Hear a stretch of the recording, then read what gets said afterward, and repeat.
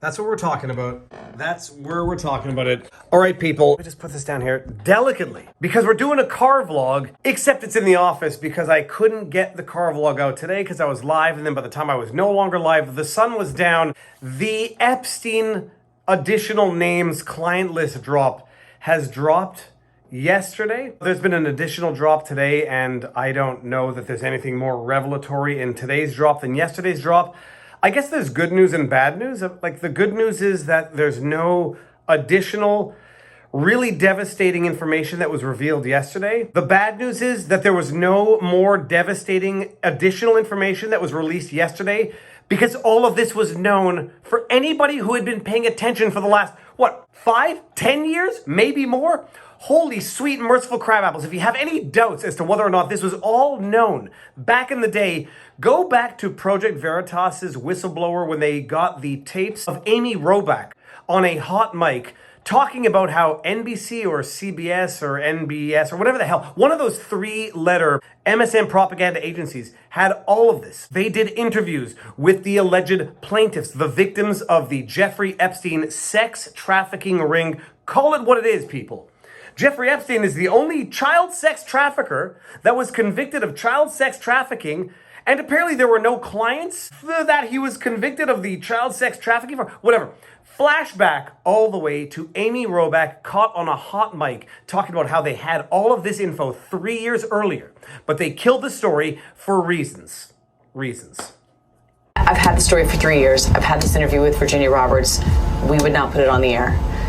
First of all, I was told, who's Jeffrey Epstein? No one knows who that is. This is a stupid story. Then the palace found out that we had her whole allegations about Prince Andrew and threatened us a million different ways. She told me everything. She had pictures. She had everything. She was in hiding for 12 years. We convinced her to come out. We convinced her to talk to us. It was unbelievable what we had. Clinton, we had everything. I tried for 3 years to get it on, to no avail, and now it's all coming out, and it's like these new revelations, and I freaking had all of it. I'm so pissed right now. Like, every day I get more and more pissed because I'm just like, oh my God, what we had was unreal. Other women backing it up. Brad Edwards, the attorney, 3 years ago, saying there will come a day when we will realize Jeffrey Epstein was the most prolific pedophile this country has ever known. And I had it all 3 years ago. Life can only be understood backwards, yet it must be lived forwards. Kierkegaard, I will never get tired of that wonderful insight of life. That video is 4 years old. It's more relevant today than it was 4 years ago because of the recent disclosure of documents. The bottom line, a bunch of additional documents, a bunch of additional names on Epstein's list were released yesterday, except there was nothing new that was released yesterday. It was known to anyone who was paying attention at the time, and it will remain unknown to anyone who is not paying attention at the current time. Names like Bill Clinton, Ehud Barak, the magician, David Copperfield, the scientist, Stephen Hawking. Apparently, Stephen Hawking, the rumor was that he had engaged in an orgy, and Jeffrey Epstein was emailing Ghislaine Maxwell, offering evidence to disprove one of the alleged plaintiffs, one of the alleged victims of Jeffrey Epstein's, client list sex trafficking, Virginia Guffey, who alleged that Stephen Hawking had engaged. I don't know what that looks like. That feels so good. Yeah. Like that. Baby. I thought about this all day. That was one of the rumors that was circulating, and apparently Jeffrey Epstein was emailing Ghislaine Maxwell offering a financial money reward to anyone who could disprove the claim, the rumor that Virginia Guffey had allegedly circulated, to the effect that on Epstein's island, or under Epstein's surveillance, Stephen Hawking had engaged in an underage sex orgy. From Jeffrey Epstein to Ghislaine Maxwell, January 12, 2015. I'm going to read all of the typos. You can issue any reward to any of Virginia's friends, acquaintance, family that come forward and help her prove allegations are false. The strongest is the Clinton dinner and the new version of the Virgin Islands that Stephen Hawking participated in an underage orgy. So that is one of the more disgusting images and disgusting new details, I guess, that have emerged, although it's new details relaying old details. All right, that's one of them.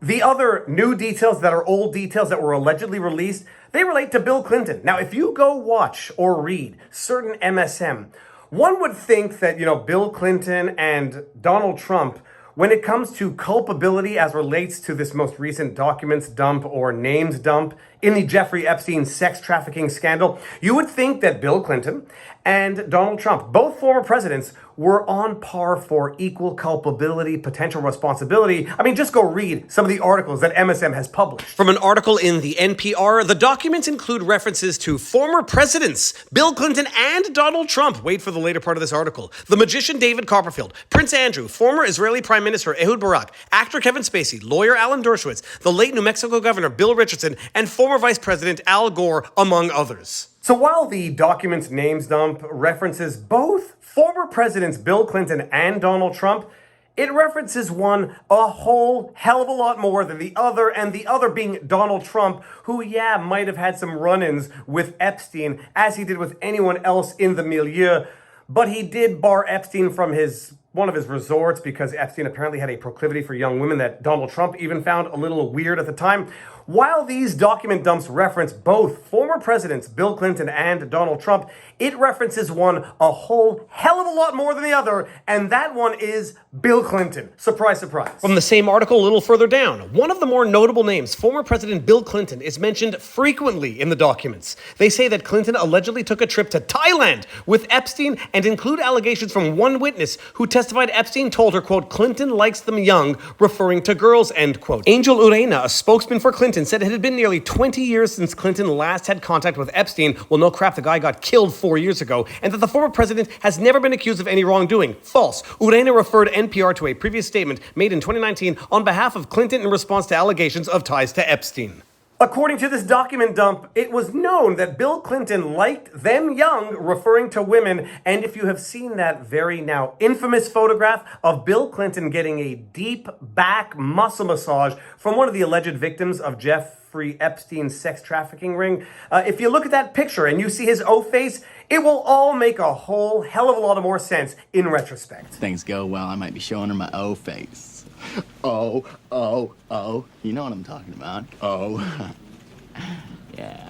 The problem is not so much that this information is new, because it isn't. The problem is that this information is not new. It was known at the time, and it was hidden by all the powers that be. It's an amazing thing, You had Amy Robach complaining about how CBS or NBC, whatever the hell agency she worked for, how they had killed the story because they wanted to secure interviews with relevant people, because they'd been threatened by relevant people, because they allegedly didn't know who Jeffrey Epstein was, and, quote, nobody would care. What's amazing is that they had all of this information at the time, and they killed it. Much like, I don't know, when they had all of the information as relates to Hunter Biden's laptop from hell, and they killed it. Not only did they kill it, who's Jeffrey Epstein? They said, oh, we're going to kill the Hunter Biden laptop story, and we're going to pretend it's not news. Then we're going to pretend it's not true. And then once we have to finally admit it's true, we're going to say, well, it's not that important after all. They do the exact same thing over and over again. When I had Alex Jones on the channel, he talked about it. They have one play in the playbook, modified mutatis mutandis to fit the circumstances. Kill the story, pretend it doesn't exist, acknowledge it but minimize it, and then acknowledge but normalize it. They did this with Hunter Biden's laptop. They did this with Ashley Biden's diary. Remember, Ashley Biden's diary, that was a fake piece of information. But then we went ahead and seized phones and computers from Project Veritas. Oddly enough, back in the mix again, they seized the phones and computers and all this other stuff, which meant that it was real. Okay, fine, it was fake, but then it was real, then we arrested, and it's no big deal. Carry on, move on with your day now. And all of this information dumps, again, carry on, move on with your day now. And by the way, Trump took $7.8 million from foreign interests through his businesses while he was president. That's the news of the day, not Bill Clinton being listed as one of the people on Epstein's books, traveling how many times on Epstein's Lolita Express to go travel to Thailand with Epstein, to go to Epstein's island, allegedly without Secret Service detail. That's not the story. The story of the day, if you ask Tristan Snell and Schiff for brains, Shifty Eyes McSchiff Face, Schiff, Adam Schiff. The story of the day is Trump's businesses allegedly they got $7.8 million from foreign interests through their hotels while Trump was in office.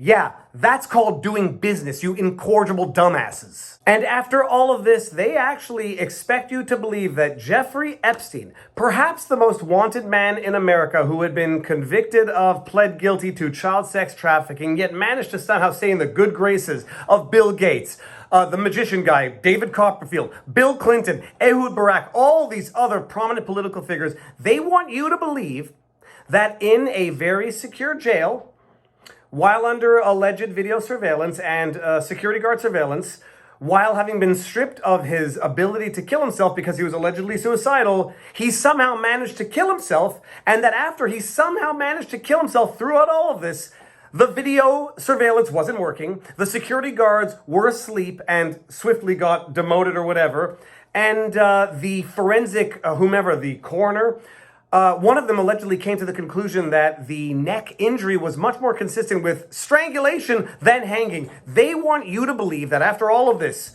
Jeffrey Epstein killed himself. Are you fucking retarded? The hell's the matter with you? And was not murdered in jail because of what everybody always knew and what is now only slowly drip, drip coming out of the bucket. I don't know who said it, but I think it was an intelligence saying, the trick is not controlling what people know.